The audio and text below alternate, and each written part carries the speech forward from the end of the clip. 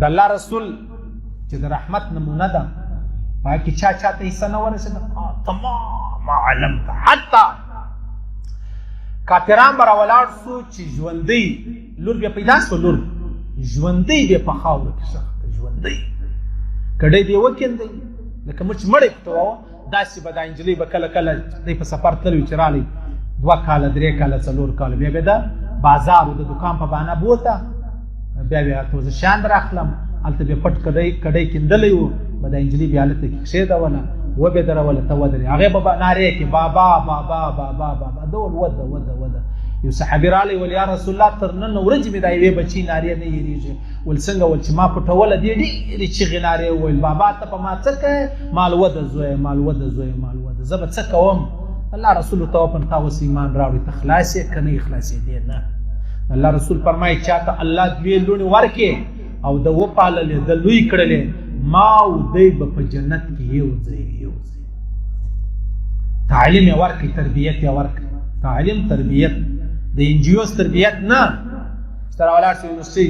د دې واستول بلوچستان یونیورسټۍ لره ښه سبق ووایي سبا د انجیوز والا ته په لاس ورکړه 2 لکه کرایه تنخوا درله راوړي 3 میاشتې دا ستا لور بیا ته په خپله وینې او بس خالي هلته په ایزي پیسه کې یا د بینک په ذریعه باندې ته د بینک روپۍ راباسي لعنت دې پر دغه بابا نه دی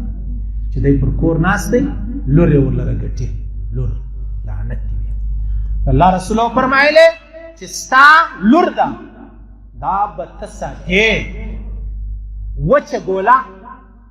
نوده ګوله ته پیدا کوې دا به راوړې دا به دې ورکوې چې نور کوې ته به جهنم لره ځې که بابا نو بیا ورور دی که ورور نو بیا زوی دی که زوی نو خاوند دی دا ټولې خبرې زنانې دغې پرېښې نه ده دا د الله رسول فرمایي چې کوم سړی 2 لوڼې ولري او تربیت یې وکړي ما او دی به په جنت کې یو ځای بیا د الله رسول فرمایي تربیت یې وکړئ او بیا دې واده کړله واده شرط پکې شته دا به نه شته ځان دپاره کښېنولې ده ته وایه یاره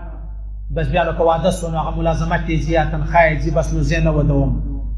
لور 40 کاله ته ورسېږي بس بابا هغه د دې په تنخوا ګزاره ده ولې ظالمه ظلم ولې کوې ناجایزه ولې کوې تا ته لور الله د دې دپاره درکړه خو ته نرې ولاړ څه د باندې ووځه دومره بې غیرتیا دومره کمزوري او دومره ظلم